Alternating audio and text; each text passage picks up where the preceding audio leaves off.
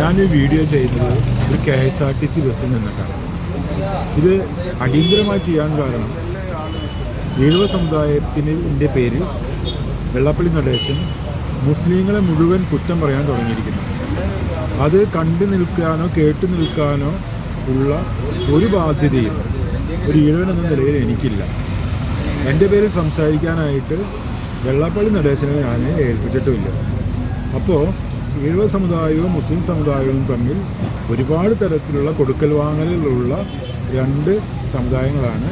ഇങ്ങനെയുള്ള സമുദായങ്ങളെ പരസ്പരം അടുപ്പിക്കാനും ഇവിടെ സ്പർദ്ധ വളർത്താനും ആളുകൾക്കിടയിൽ പ്രശ്നങ്ങൾ ഉണ്ടാക്കാനും ഉള്ള ഈ ശ്രമം സംഘപരിവാറിന് വേണ്ടിയാണെന്ന് എനിക്ക് നല്ല തിരിച്ചറിവുണ്ട്.